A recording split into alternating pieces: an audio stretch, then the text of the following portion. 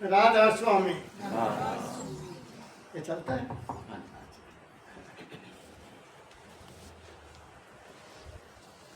मुझे सत्संग की सेवा करते हुए लगभग 26 साल हो गए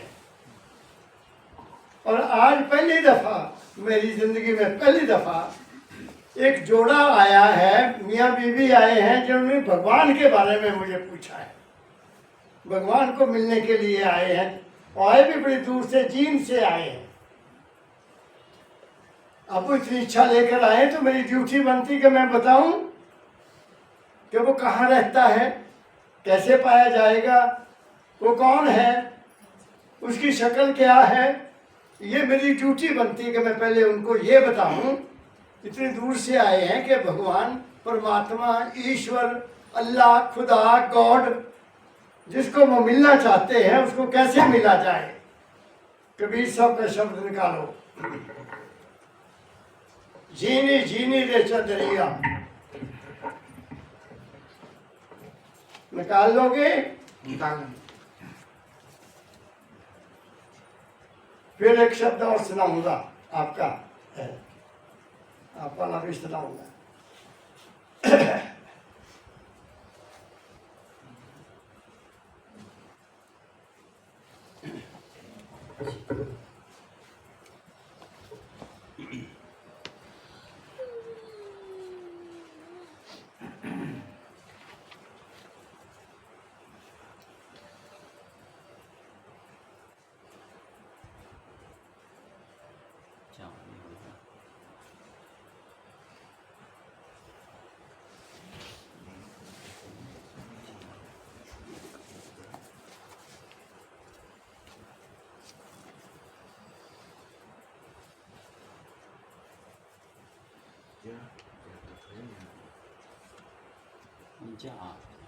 नहीं झील से झा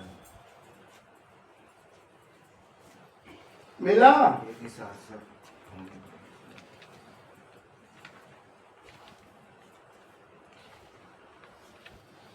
मैंने इसको पढ़ा भी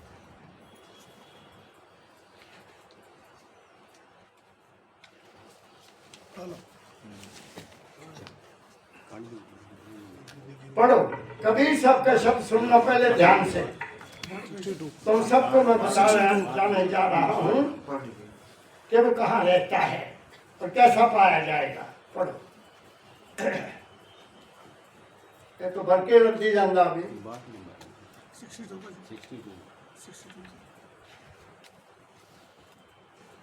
ले।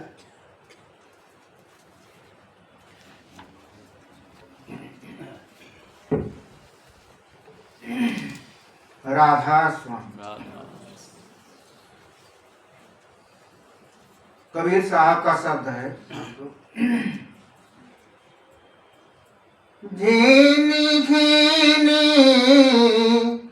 झीनी झीनी बीनी चदरिया, झीनी रे झीनी।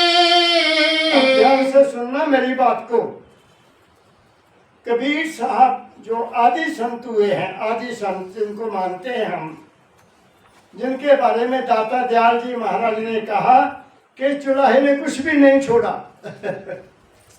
वो कपड़ा बुनते थे ना, चुराहा थे।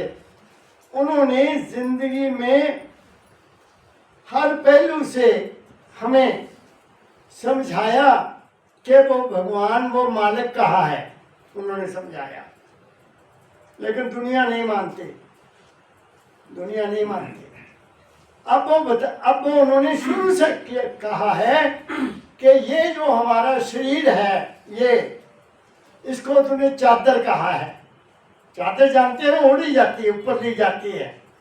उन्होंने कहा है कि ये चादर हमारा जो शरीर है, ये उस मालिक ने बहुत ही बारीक, बहुत ही प्यार के साथ इसको बनाया है।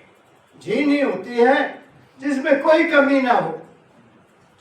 उसने हमारी इस चादर को, इस शरीर को, जिसमें उसने, मालिक ने उसमें कुछ पठाया, इस चादर को बहुत ही प्यार से बनाया है और बिना किसी कमी के बनाया है।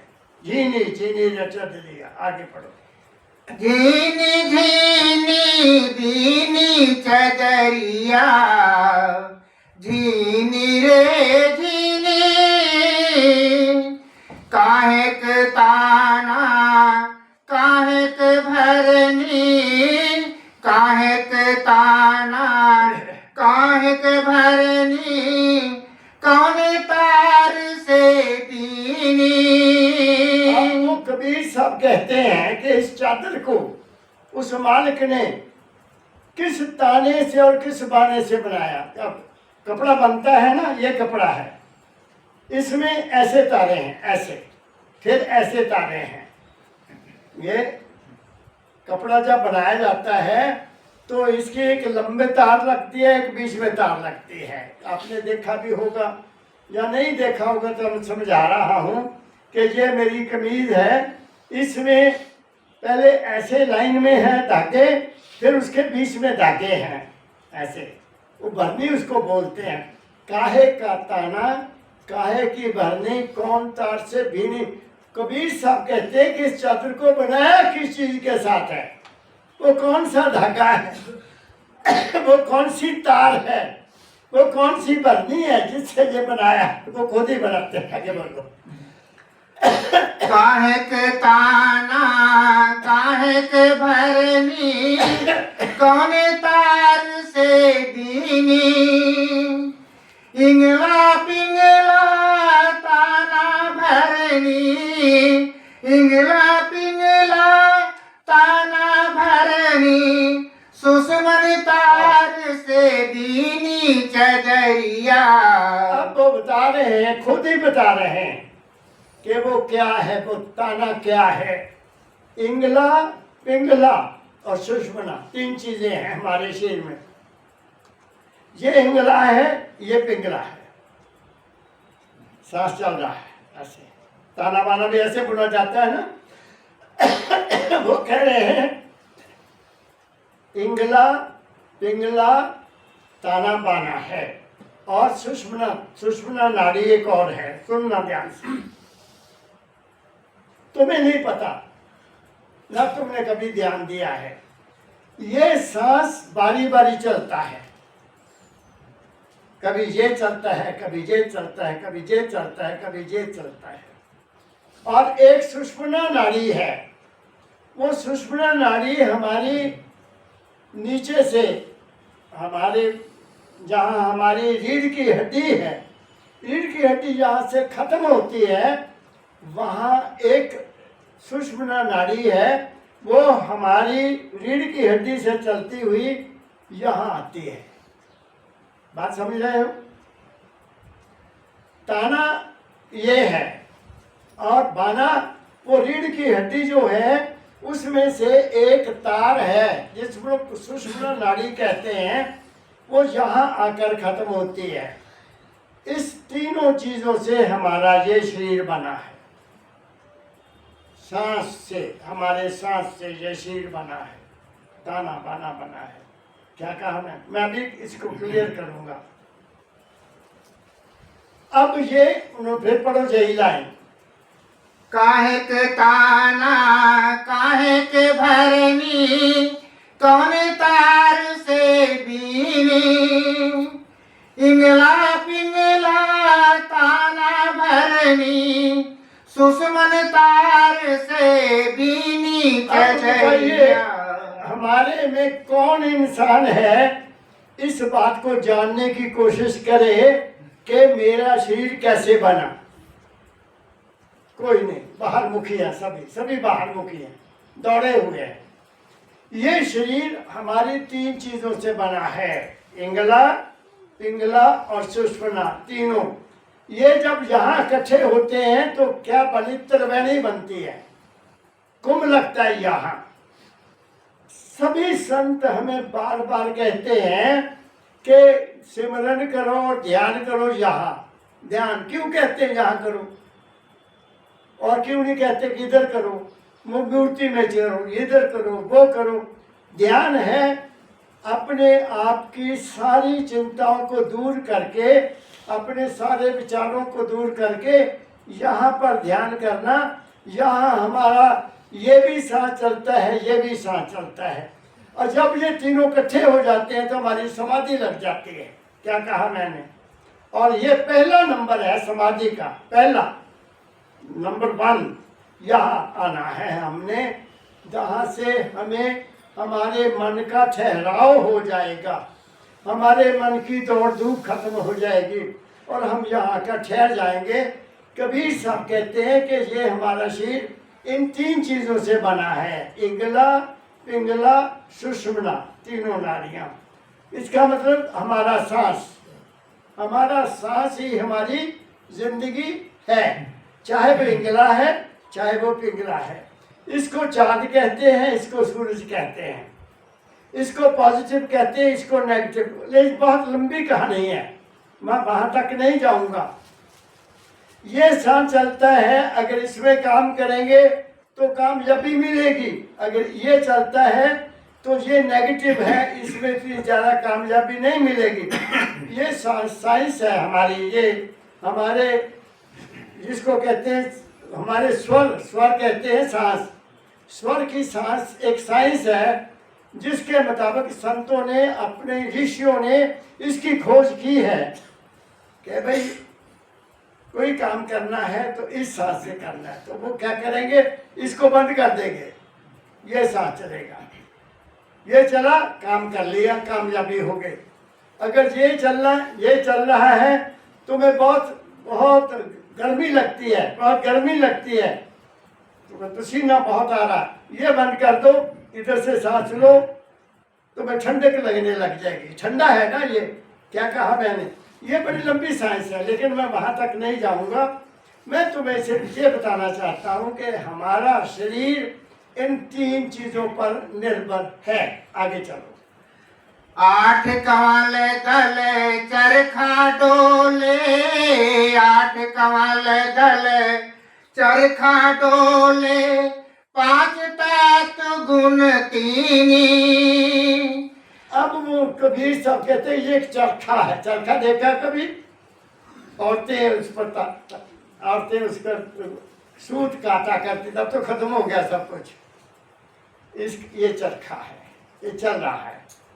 इसमें क्या चीजें? 8 चीजें हैं, 5 तत्व, पृथ्वी, जल, अग्नि, वायु और आकाश, ये 5 चीजें हैं। इसमें 5 तत्व का हमारा शरीर बना हुआ है। आपको इस चीज का पता नहीं है। उस बनाने वाले ने, जिसने ये शरीर बनाया, 3 चीजें तो धागा लगा दिया ना इकट्ठा करने के लिए, इसको बनाने के लिए, और 5 तत्व उसने इकट्ठे किए। पृथ्वी से पृथ्वी तत्व लिया, जल से जल तत्व लिया, अग्नि से सूर्य से अग्नि तत्व लिया, वायु से वायु तत्व लिया, और आकाश से शब्द तत्व लेकर हमारे शरीर को जे बनाया। 5 वो हो गए, और 3 इसमें गुण है, रजोगुण, तमोगुण और सतोगुण। 3 गुण है हर इंसान में, चाहे कोई संत है, चाहे कोई गृहस्थी है, चाहे बच्चा है, चाहे औरत है, चाहे बूढ़ा, सब में ये 3 गुण हैं। कोई इंसान सतोगुणी है जो शुरू से ही अच्छे विचार रखता है, सतोगुणी, जो शुरू से ही परमात्मा को ढूंढने की कोशिश करता है, वो सतोगुणी होता है। वो उसकी खुराक बहुत सिंपल होती है, वो रजोगुणी नहीं खाता, ना वो तमोगुणी खाना खाता है। और जो दुनियादार हैं, आम साधारण लोग हैं, वो रजोगुणी हैं, जो मिला खा लिया।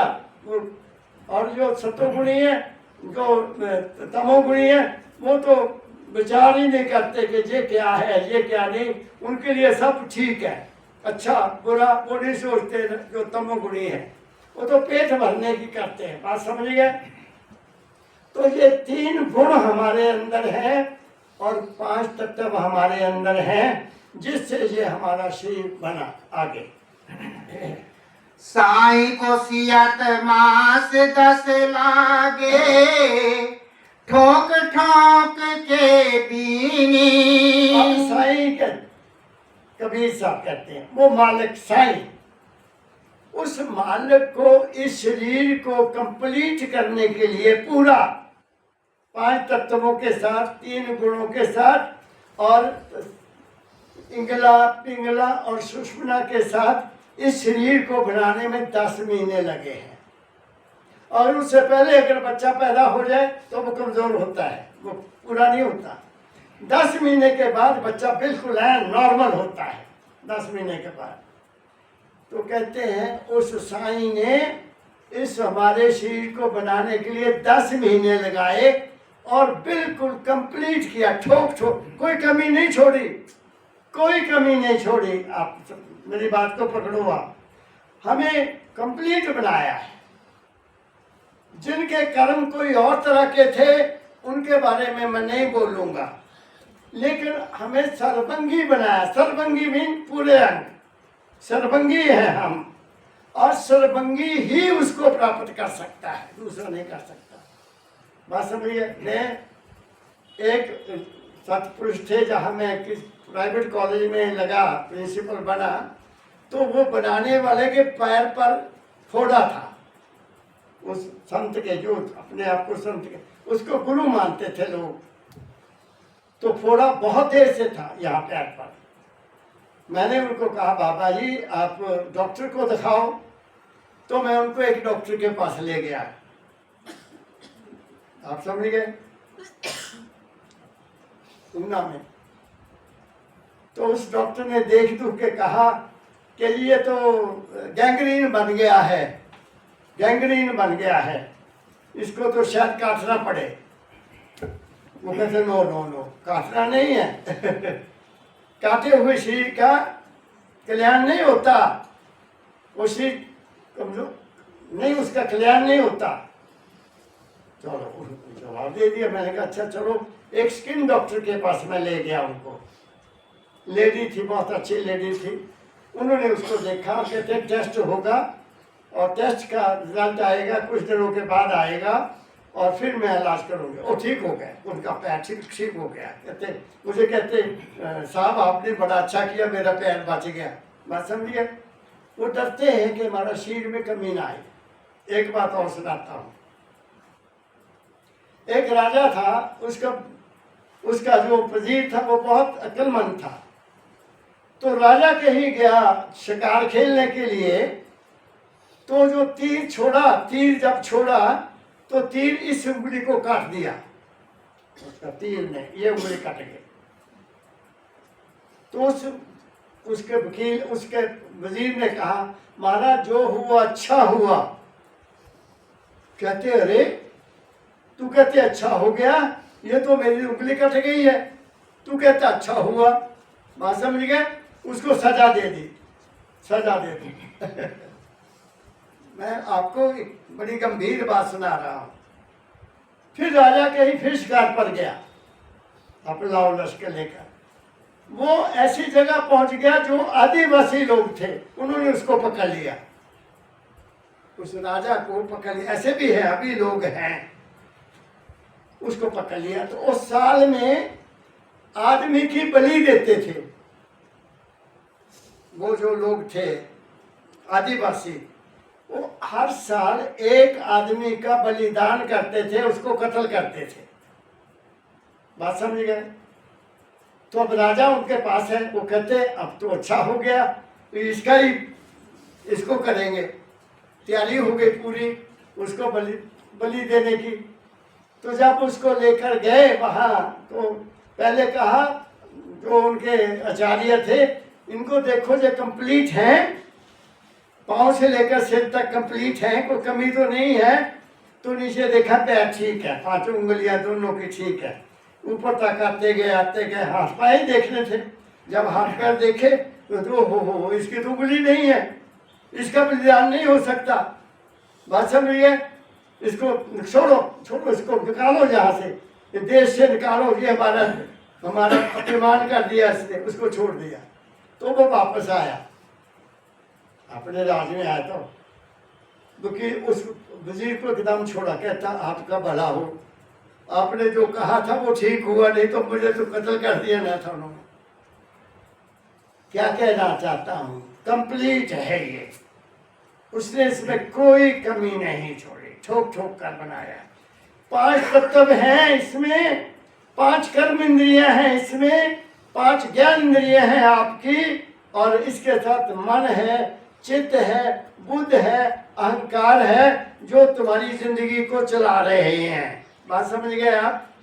एक चीज और है, वो क्या है वो मैं अभी आपको बताऊंगा, जिनके बारे में इन्होंने सवाल किया, जींद वालों ने। आगे पढ़ो।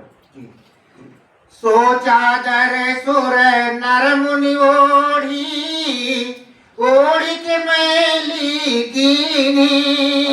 कबीर सब कहते हैं इस चादर को सभी ने पहना, देवताओं ने पहना, राक्षसों ने पहना, सुर नर पुनि मुनि लोगों ने पहना, जो भक्ति करते उन्होंने पहना, जो जप तप करते उन्होंने पहना, सब ने पहना। क्या किया?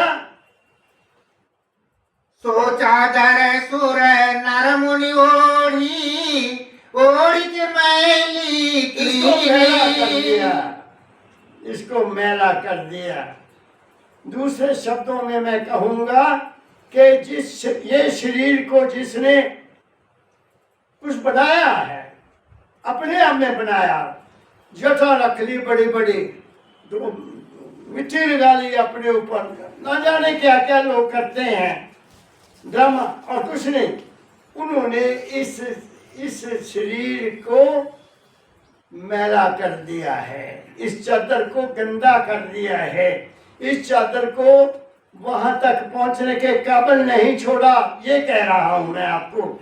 सुर नर मुनि ने इस चादर को हमने भी ये चादर पहनी हुई है। हम सोचेंगे कि हम क्या कर रहे हैं, और तो और कबीर साहब तो बहुत ऊंचा चले गए। मैं तो अब की बात करता हूं। अब हमारी चादर जो हमारे को मिली है, क्या हम इसके बारे में कभी सोचा? नहीं सोचा, सबने मैली की है। फिर आगे पढ़ो। सोचा दर सुर नर मुनि ओढ़ी, ओढ़ी के मैली कीनी। दास कबीर जतन से ओढ़ी, दास कबीर जतन से ओढ़ी, ज्यों की त्यों धर दीनी चदरिया। कबीर कहता है कि मैंने इस चादर को बड़े जतन से संभाल के रखा है, और मैंने वैसे की वैसे वापस कर दी। पता आपको, कबीर साहब का बॉडी नहीं मिली थी किसी को भी। जब उन्होंने चोला छोड़ा तो वहां कुछ भी नहीं था, फूल थे, तो सीधे गए। क्या कहा? अब मैं अपने असली टॉपिक पर आता हूँ, असली टॉपिक पर आता हूँ। अब मैं कहाँ जाऊंगा? मैं बहुत पीछे जाऊंगा। जब हम माँ के गर्भ में थे, और ये जीन वालों को बताने जा रहा हूं कि वो परमात्मा है, कहाँ है, कैसे मिलेगा। अब एक बूंद को, एक बूंद खून की एक बूंद से ये शरीर बना है। इसको कैसे बनाया? माँ के गर्भ में थैली उल्टी में लटका हुआ है, छोटा सा, बड़ा होने लग गया। या नाभि से एक तार माँ के साथ मिल गई, माँ के शरीर के साथ मिल गई, और वहां इसको खाने को मिलने लगा, इसको पीने को मिलने लगा। इसके जब कान बन गए, ये सुनने लगा, इसकी आंखें भी बन गई, बंद हैं, लेकिन ये समझ रहा है, सब कुछ सुनता है, खाता है, सब कुछ अंदर से जाता है, यहाँ से, मुंह से नहीं। ना मुंह से खाता है, ना नाक से सांस लेता है, और ना कान से सुनता, इसको सब कुछ सुनता है। बात समझ गए? अगर सुनता ना हो तो फिर मैं आपको मिसाल देता हूँ कि महाभारत में अर्जुन ने जब चक्रव्यूह का बताया, तो अभिमन्यु अपनी माँ के गर्भ में था, उसने सारा कुछ सुना है ना, कहा, सुनते होंगे आप। और उसने कहा युद्ध में कि मैं जाऊंगा अंदर, लेकिन बाहर नहीं आया कि उत्ता पर उसकी मां सो गई थी। इसका मतलब माँ जो सुनती है वो बेटा भी सुनता है, अंदर बच्चा भी सुनता है। माँ जो खाती है वो बच्चा भी खाता है, माँ जो पीती है वो बच्चा भी पीता है अंदर। ऐसा इंतजाम है अंदर उस मालिक ने किया हुआ।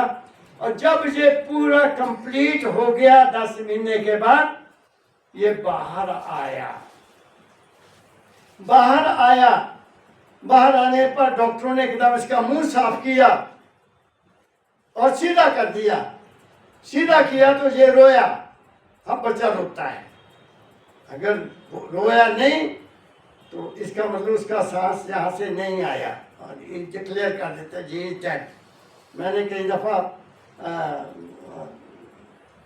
हॉस्पिटल में जो होते हैं उनके फोटो आती है, उनका प्रैक्टिकल आता है, तो वो मैं देखता हूँ कि ये कैसे करते हैं। बच्चे सांस गलती डॉक्टर की हो जाती है, बच्चे का सांस नहीं आता, सीधा करते हैं, सांस आ गया। उसके बाद क्या होता है, अब बच्चे को माँ की शरीर से अलग करना है तो इसको काट देते हैं, नाड़ू को काट देते हैं। अब खाना बंद हो गया बच्चे का, जैसे ही बंद किया उधर माँ के स्तनों में दूध आ गया। अब ये सारा के सारा खेल किसने किया? सोचो इस बात को, आप भी सोचो, मैं तो सोच लिया। इसको सोचो कि ये कैसे हुआ, कौन किसने किया। अब मैं आगे चलता हूं। आपने बर्तन बनते देखे होंगे, कम्हार बर्तन बनाते थे, अब है नहीं।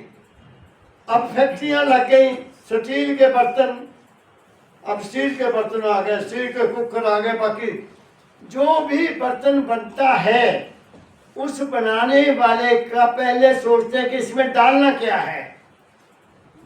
कोई भी बर्तन जब बनता है तो उसका पहले यही जायजा लिया जाता है कि इसमें क्या डाला जाएगा। ऐसे नहीं बर्तन बनते, कुछ भी नहीं बनता। कोई चीज ऐसी नहीं बनाई जाती जिसमें कोई चीज डाली ना जाए कि बना बना के रखते जाओ, नो। ऐसे ही हमारे शरीर को उस मालिक ने बनाया। और किस लिए बनाया? अपनी अंश इसमें डालने के लिए। अपनी अंश जानते हैं ना, अपना हिस्सा, अपने आप को उस मालिक ने इसमें बैठाना था। और किस तरह का बताना था, किस तरह का उसको बनाना था, वो सारे शरीर को उस ढंग से बनाया ताकि उसमें मैं अपने आप को बैठा सकूं, अपने आप को बैठा सकूं।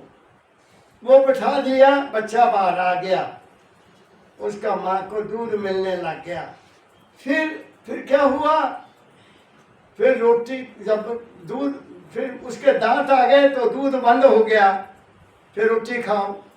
इसलिए कि संत ने कहा है, जब दांत न थे तो दूध दिया, जब दांत न थे तो दूध दिया, जब दांत में ले तो क्या अन्न नहीं देगा। ये बहुत ऊंची बात है, ये विश्वास की बात है। जब दांत, उसने दूध दिया, अगर दांत आ गए तो क्या रोटी नहीं मिलेगी? मिलेगी। लेकिन हम वो विचार नहीं करते कि वो है। चलो, अब वो धीरे धीरे बच्चा हिलता है, जुलता है, ट्राई करता है। वो ताकत सारी यहाँ है, यहाँ से वो ताकत सारे शरीर में आ जाती है, सारे शरीर में। पहले यहाँ आई, झटका लगा, यहाँ आई, फिर बच्चे ने चलते ऐसे ऐसे करके कभी टांगे मार, कभी ये कर, कभी उल्टा, कभी सीधा हो, कभी खड़ा हो, तो चलने लग गया। वो ताकत सारी सारे शरीर में आ गई। वो जो ताकत है, सुनना मेरी बात को ध्यान से, वो जो ताकत है जो हमारे शरीर को चला रही है, या जिसके कारण मेरी उंगली ऐसे घूम रही है, जिसके कारण मैं आपको संबोधन कर रहा हूं, वो माल के कुल की अंश है।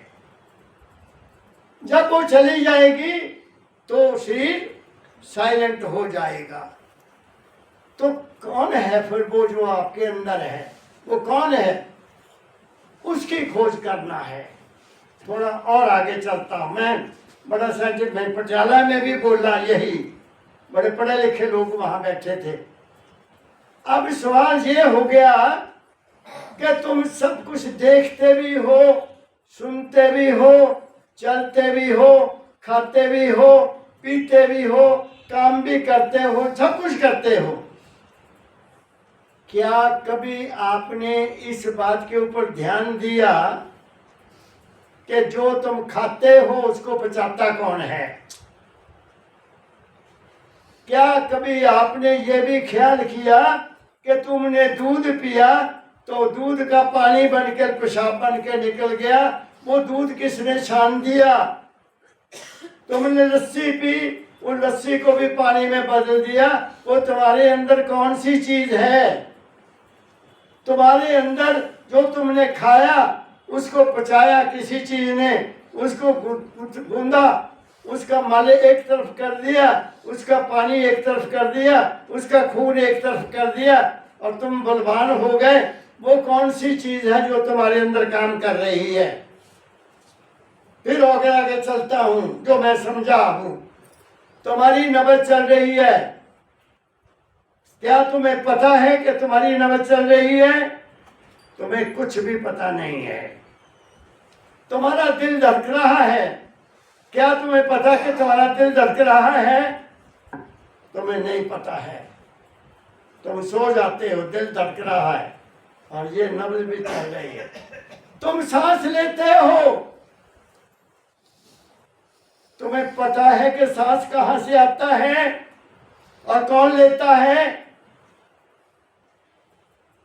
वो ही है, वो ही है जिसको ईश्वर कहते हैं, जिसको भगवान कहते हैं, जिसको अल्लाह कहते हैं, जिसको खुदा कहते हैं। वही गॉड तुम्हारे अपने शरीर के अंदर है। क्या कहा मैंने? इसलिए दाता दयाल महाराज ने लिखा, परम दयाल जीवन, गुरु तो तेरे पास फकीरा, गुरु तो तेरे पास, तेरे तन में तेरे मन में, तेरे श्वासों श्वास। तुम कहाँ हो? तुम कहाँ हो? मैं कह करते फिरते हैं हम। मैं क्या है? मैं बताओ मुझे, तुम क्या हो? तुम सांस लेने वाले हो। सांस कहां से आती है? जो मेरा तजुर्बा है मैं वो बताता हूं, मुझे किसी का पता नहीं है। सांस यहां से आती है। बच्चे के सिर पर हाथ रख के देखो, छोटे बच्चे के सिर पर, 2, 4, 6 महीने के बच्चे के सिर पर हाथ देखो, फिर खोपड़ी सख्त हो जाती है, फिर सख्त हो जाती है, फिर नहीं पता लगता। हमारे अभी भी चल रही है वो, वहां टक टक टक टक, यहाँ जनरेटर लगा हुआ है यहाँ। जिस दिन वो बंद हो गया उस दिन सांस बंद हो जाएगा। पकड़ो मेरी बात को। तो कहाँ ढूंढना है? कबीर साहब कह, मुझको कहाँ ढूंढे रे बंदे, मैं तो तेरे पास में। दाता दयाल जी महाराज कहते हैं, घट में हूं, मैं तो हूं घट में तुम्हारे, ढूंढ लो मुझको वहां। वो मालिक की अंश तुम्हारे अपने अंदर है, उसकी खोज करो, उसका पता लग जाएगा। उसकी खोज करो, उसका पता लग जाएगा कि वो है मेरा मालिक, वो है, वो विशाल है, वो है। वो है तो मैं हूं। क्या कहा मैंने? जब मैं वहां चला गया तो मैं खत्म हो गई, वो ही वो है। कहां बैठे जीने वाले? सुना आप लोगों ने? कहाँ है वो भगवान? वहां हमारे अंदर है।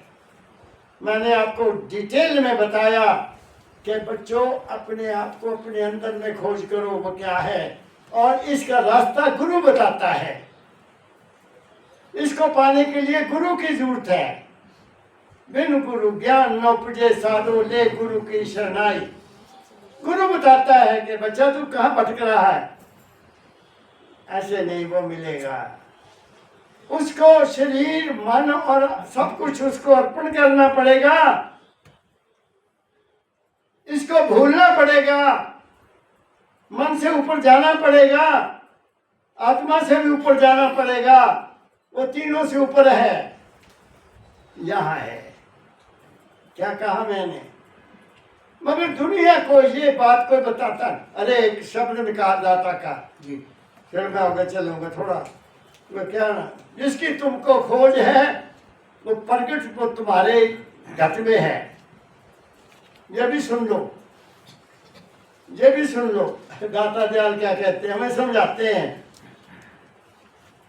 गुरु माल के कुल का रूप होता है, क्योंकि वो वहां पहुंचा है, उसने देखा है, वो हमें बताता है कि बच्चा ये नहीं ये है,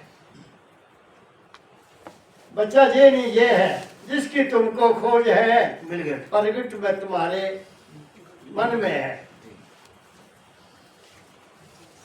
मिल गया? जी अब ये भी शब्द सुन लो।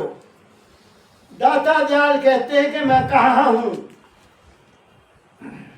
क्योंकि गुरु को हम सब कुछ गुरु ब्रह्मा गुरु विष्णु गुरु देवो महेश्वरा गुरु साक्षात परब्रह्म तस्मै श्री गुरुवे नमः। संत मत में गुरु है, गुरु मत में गुरु है। गुरु नहीं है तो कुछ भी नहीं है। क्या कहा मैंने? गाइड गुरु वो जो हित करता है, हित जिसका हित है तुम्हारे प्रति। नहीं बच्चा तू आया है, ले मैं तुम्हें बता देता हूँ क्या है। क्या कहा मैंने? मिल गया? हाँ जी हाँ। अब सुनो, ये शब्द सुनो, ध्यान से सुनना। हुजूर दाता दयाल जी महाराज जी का शब्द है, जिसकी तुझी को खोज है वह प्रगट व तेरे मन में अब मेरे है। दादा गुरु कह रहे हैं बच्चों, महर्षि शिवरतलाल जी जिन्होंने स्वयं नहाया, दूध से नहाए, पानी से नहाए, ऊपर चद्दर ली और चोला छोड़ दिया। वो अपने आप को वहां से ले गए वापस जहां से आए थे। वो सुना रहा हूं आपको। दाता दयाल कहते हैं जिस परमात्मा की तुम्हें खोज है, जिस खुदा को तुम मिलना चाहते हो, जिस ईश्वर को तुम मिलना चाहते हो, जिसके तुम पूजा पाठ करते हो, जिसके लिए तुम तीर्थ स्नान करते हो, जिसके लिए तुम दान देते हो, नहाते हो, तिलक लगाते हो, कपड़े बदलते हो, ना जाने क्या क्या करते हो, वो कहाँ है? वो तो तुम्हारे अपने अंदर है। कैसे अंदर है? सुन लो। जिसकी तुझी को खोज है वह प्रगट व तेरे मन में है।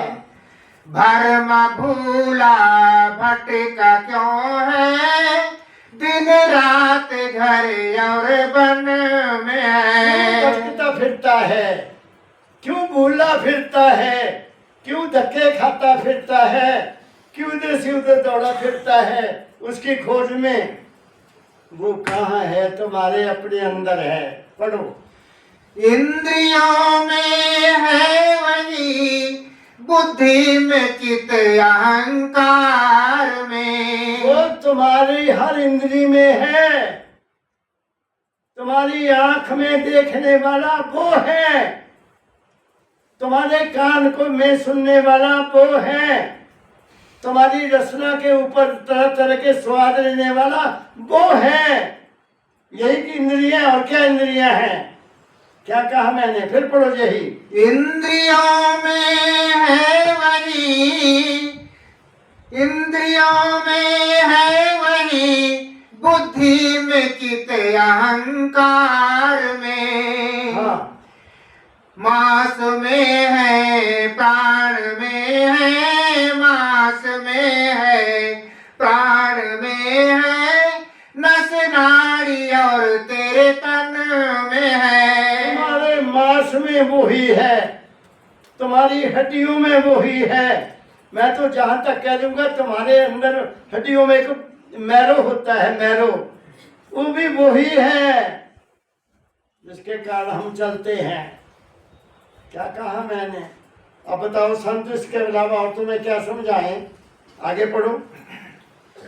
खोल कर कहता नहीं कोई कभी इस बात इस को। बात को कोई संत नहीं कहता, कोई प्रचारक नहीं कहता, कोई आचार्य नहीं कहता, कोई डेरे वाला नहीं कहता, कोई बड़े बड़े आश्रमों वाला नहीं कहता कि बच्चा तेरे अंदर है, आजा आजा, मेरे को ही है जो कुछ है, मेरे लिए क्या लाया तू? क्या कहा मैंने? जग में घोर अंधेरा भारी, स्वामी जी कहते हैं, जग में घोर अंधेरा भारी, तन में तम का भंडारा। तुम्हारे अंदर भी अंधेरा है, तुम्हें ज्ञान नहीं देता कोई, क्योंकि ज्ञान देने वाले खुद नहीं ज्ञान जानते, वो खुद जागृत नहीं है। जो जागा हुआ है, जो जागृत है, जिसकी जोत जगती है अंदर, वो ही आगे जलाएगा। जोत से जोत जलती है। क्या कहा मैंने? अब इससे परे और मैं क्या कह सकता हूं? जींद वालों, किसकी खोज में ढूंढते फिरते हो? आगे पढ़ो। खोल कर कहता नहीं कोई कभी इस बात को, अपने आप को समझे तू है तेरे आपापन में है। ये एक सतपुरुष का स्थान है। ये स्थान मानवता मंदिर एक सतपुरुष का स्थान है, बाबा फकीर के नाम से जिनको जाना जाता है। ऐ इंसान, अब क्या कह रहे हैं दाता जान? अरे तू ही है उसके अंश, तू अपने आप को जान ले, तू उसको जान जाएगा। अपने आप को तो तुम जानते नहीं हो, तुम कौन हो? तुम तो कोई कुछ बना हुआ है, कोई कुछ बना हुआ है, कोई कुछ बना हुआ है, सब बने हुए हैं। जो बना है उसको क्या मिलेगा? मिलेगा तो उसको जो कुछ भी नहीं बना। क्या कहा मैंने? यही लाइन फिर पढ़ो। खोल कर कहता नहीं कोई कभी इस बात को, कोई संत, कोई गुरु, कोई महात्मा, कोई भी कुछ बात को ये नहीं कहता कि बच्चा जो कुछ है वो तेरे अपने अंदर है और तेरा अपना अपा है। तेरा अपना अपा, यू आर। तुम खोज करो, तुम कौन हो? तुम उसकी अंश हो, वो वंश है, तुम उसकी अंश हो। पढ़ो अगला। अपने आप को समझे, अपने आपे को समझ, तुम कौन हो? वह तेरा। तुम्हारे अंदर नब्ज कौन चला रहा है? तुम्हारे दिल की धड़कन कौन कर रहा है? खोजो उसको। है हिम्मत तो खोज के देखो। ऐसे भटके फिरते हैं जो पिछड़े हैं प्यारे से, भटकते दर बदर फिरते। कबीर साहब कहते हैं, बाहर कहते बाहर है वो, बाहर सर्वव्यापक तो वो है, लेकिन कहां ढूंढोगे सर्वव्यापक को? सर्वव्यापक तो तुम्हारे अंदर है, गत में है, तुम्हारे अंदर है और 24 घंटे तुम्हारे अंदर है। ये नहीं पे 2 मिनट के लिए वो कहीं चला गया। तुम्हारी संभाल वो करता है, तुम्हारी संभाल और कोई नहीं करता। क्या कह रहा हूं मैं? फिर पढ़ो ये। अपने आपा, अपने आप को समझे वह तेरे आपापन में है। तेरे अपापन में यू आर, तुम हो माल के कुल का रूप। तुम हो उस सत्पुरुष का रूप, तुम ही हो। वो तुमसे अलग नहीं है, नहीं है, नहीं है, नहीं है। जब भी पाओगे अपने घट में पाओगे, बाहर नहीं मिलेगा। देखो जरा, खोजो। अरे 10 मिनट दे दिया करो अपने आप को, कुछ तो 2 टाइम अपने आप को बैठकर सुबह शाम तुम अपने आप को तो देखो तो तू कौन है, तुम्हें झलक मिल जाएगी एक दिन। ऐसा नहीं है, हिम्मत करे इंसान तो क्या पा नहीं सकता। कौन सा मसला ऐसा जो हल हो नहीं सकता। तुम तो खुद मालिक हो, मगर तुम तो भटके भी हो। मुराजी महाराज तभी तो कहते थे तुम सब भिखारी हो। उसको मिलने के लिए ये 2 बच्चे आज आए मेरे पास 26 सालों में, तो मेरी ड्यूटी बनती कि इनको बता दूं कहीं जाने की जरूरत नहीं है, अपने घर में बैठो, उठो सुबह। हर रात के पिछले हिस्से में एक दौलत रुकती रहती है, जो जागत है सो पावत है, सो सोबत है, सो थोड़ा थोड़ा खाओ और सुबह उठो, नहा के बैठ जाओ। बस एक दिन उसकी मेहर अपने आप हो जाएगी। तुम दरवाजा खटखटाते जाओ, ये कभी हो नहीं सकता कि वो तुम्हें ना मिले, ये हो नहीं सकता कि वो दरवाजा ना खोलेगे। सच्चे हो जाओ, अंदर से सच्चे हो जाओ। दुनिया मत मांगो उससे दुनिया ना मांगो, उसको मांग लो, दुनिया तुम्हारे पीछे आएगी। क्या कह रहा हूं मैं आपको, दुनिया तुम्हारे पीछे आएगी, तुम उसको मांग लो। देखो करके तजुर्बा, आगे पढ़ो। तू कहाँ और किस में करता है भजन किसके लिए? हाँ, कोई और है जिसके लिए भजन करते हो, कोई और है जिसकी खोज करते हो, कोई और है जिसकी घंटी बजाते हो। तुम भटक गए, तुमने अपने आप को नहीं जाना। क्या कहा, अरे तुम देखो कितनी बड़ी दौलत तुम्हें मिल जाएगी, तुम शहंशाह के बच्चे हो,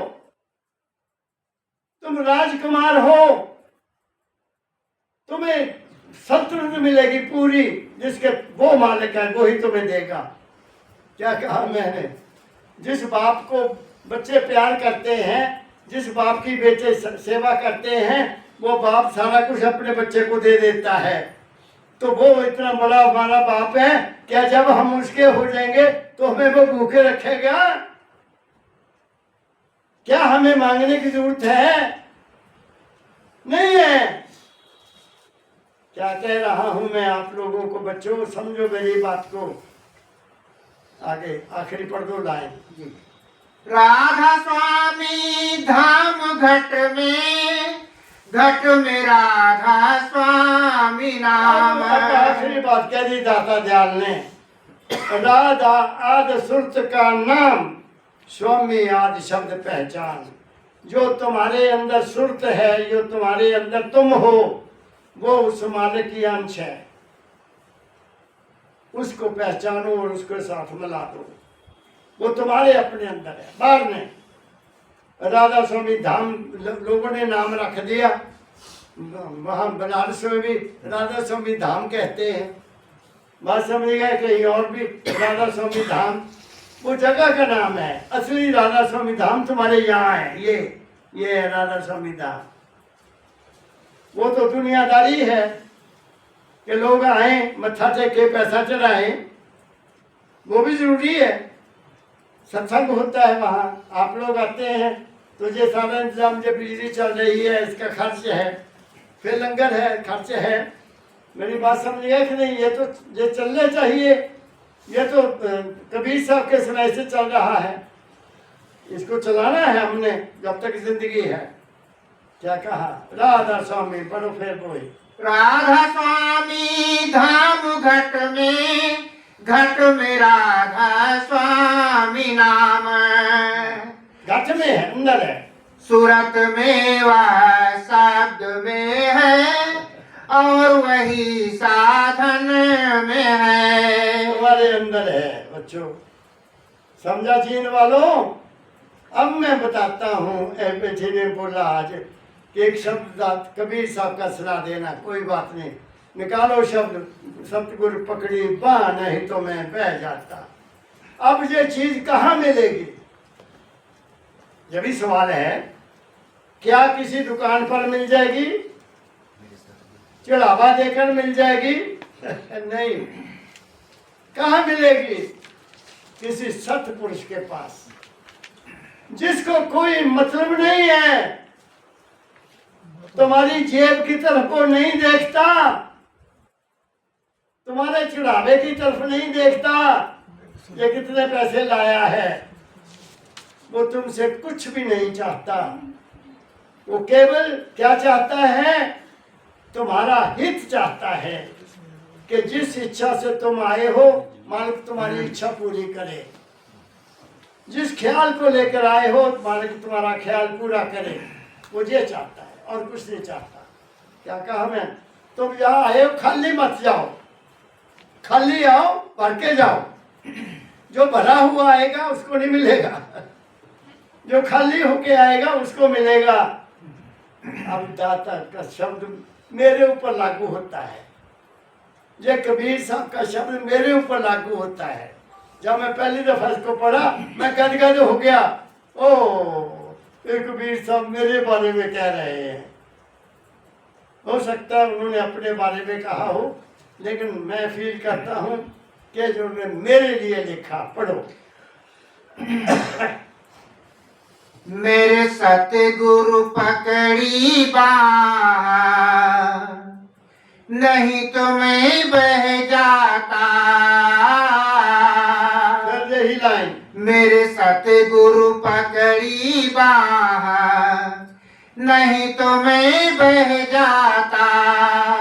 कबीर साहब कहते हैं सतगुरु ने कृपा करके मेरी बाह पकड़ ली, नहीं तो ना जाने में कहाँ होता।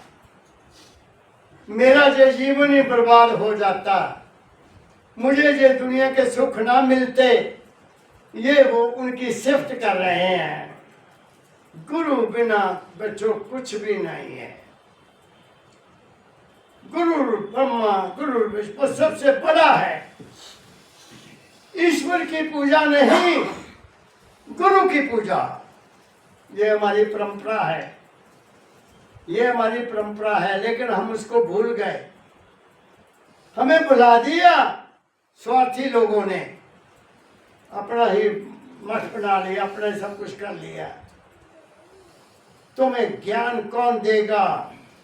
तुम्हें ज्ञान जिंदा जिंदा पीर देगा, जिंदा इंसान देगा। कहते हैं ना, गरुड़ को शक हो गया। गरुड़ भगवान कहते मानते, बात को रोकते है लेकिन सच्ची होगी।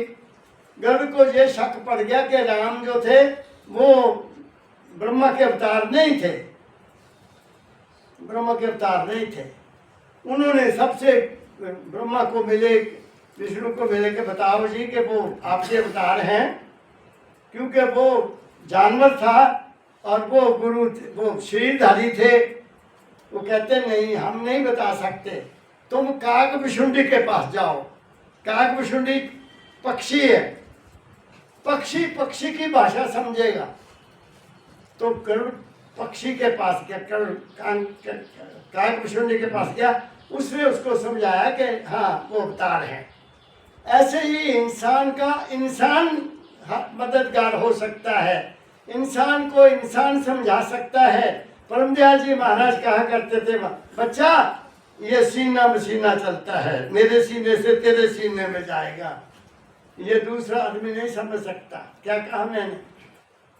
इंसान का गुरु इंसान, दूसरा कोई हो नहीं सकता। और इंसान की बहुत बड़ी महिमा है, इंसान की बहुत बड़ी महिमा है।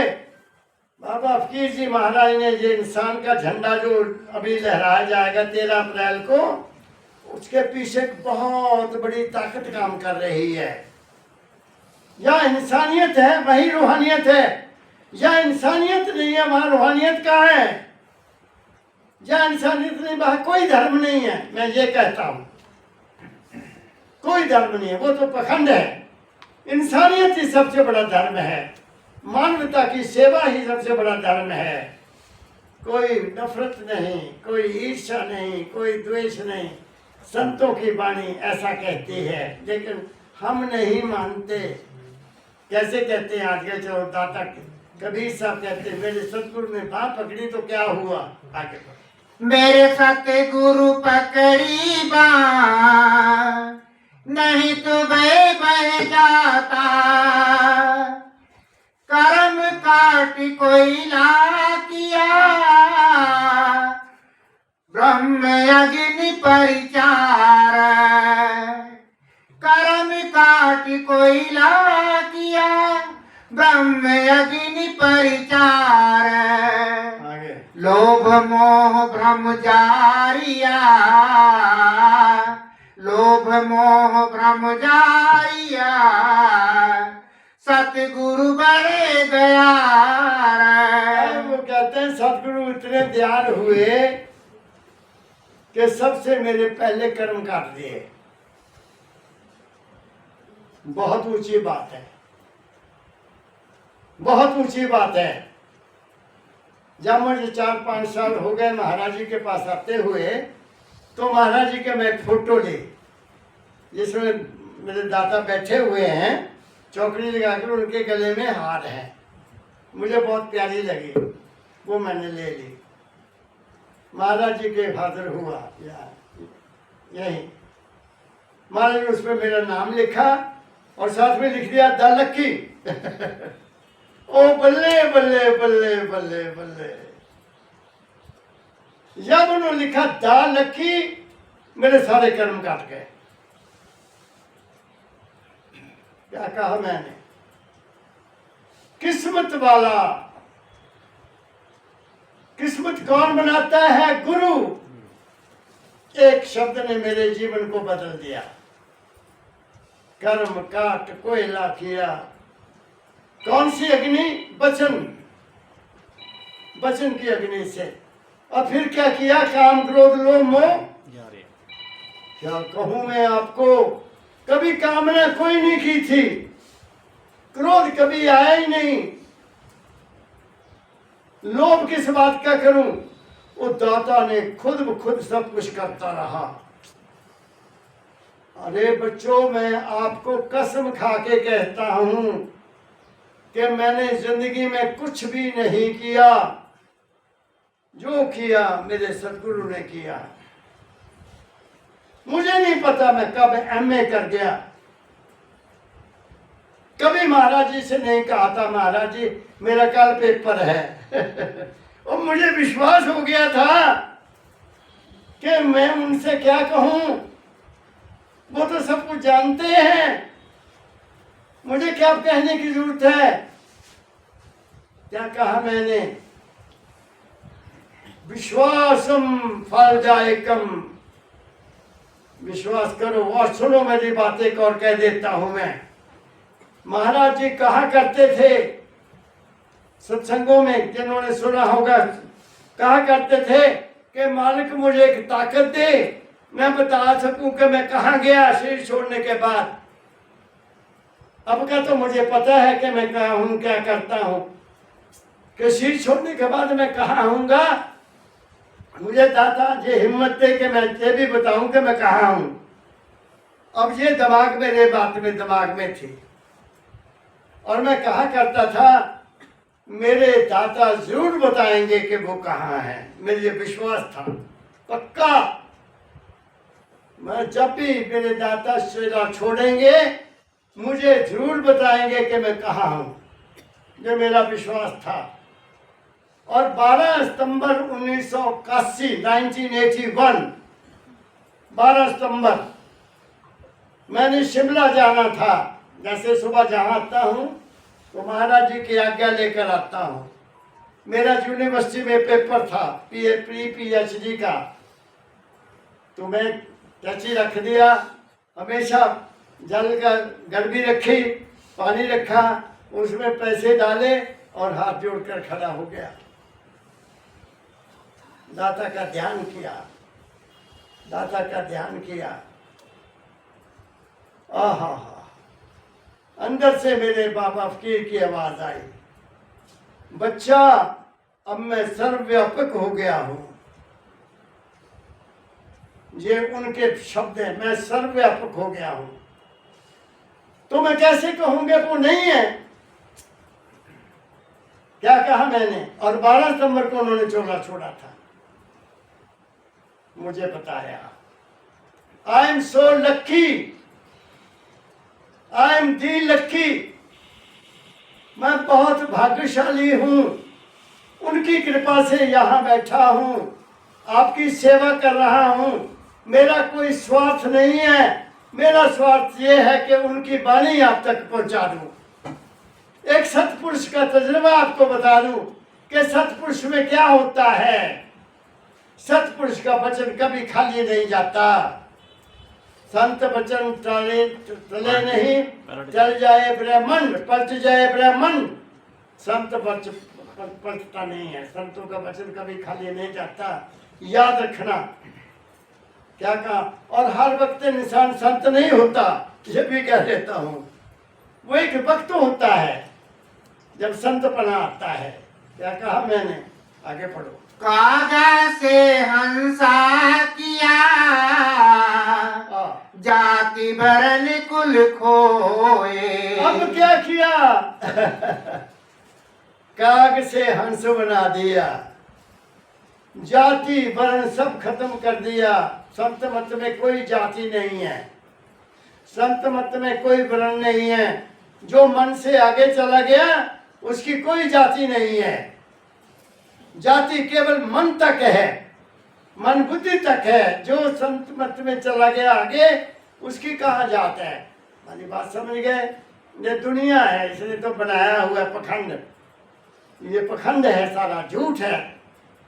कोई जाति नहीं है। जब बच्चा पैदा होता है उसकी उस वक्त कोई जाति नहीं होती है।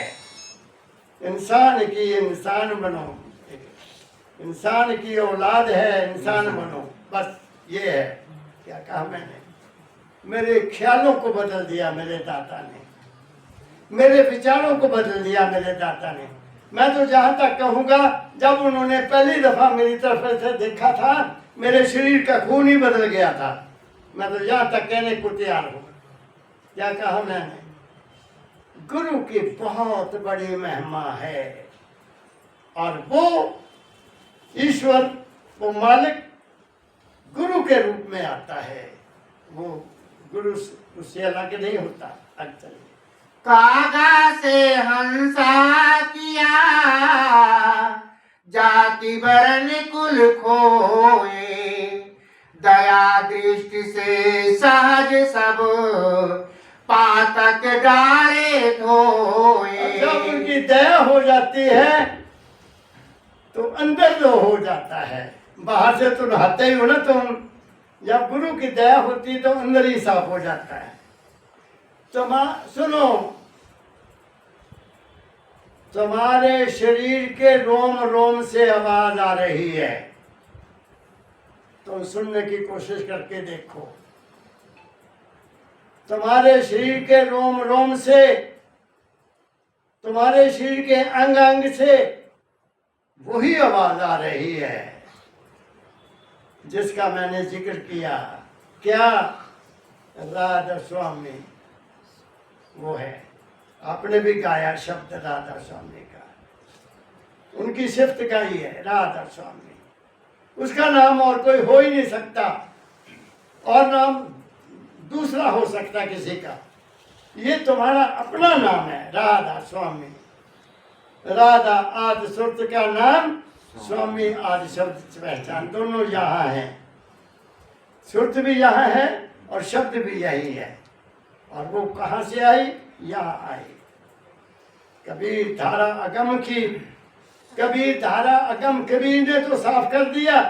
कबीर धारा अगम की सतगुरु दे लिखाए। सतगुरु ने दिखाया कि वो धारा यहाँ आई है। ताहे उलट सिमरन करो, स्वामी संग मिलाए तो मुझसे साथ मिल जाओगे। जरा उल्ट होना है, यहाँ से उल्ट होना है। शरीर सुन्न होगा, मन भी सुन्न होगा, तुम्हें अपनी होश नहीं रहेगी, लेकिन अंदर तुम जाग जाओगे। बाहर से बंद और अंदर खुला। क्या कहा मैंने? आगे चलो। अज्ञानी भटकते फिरे, जाति वर्ण अभिमान। दुनिया तो इसी में खोई हुई है, इसी में खोई हुई है।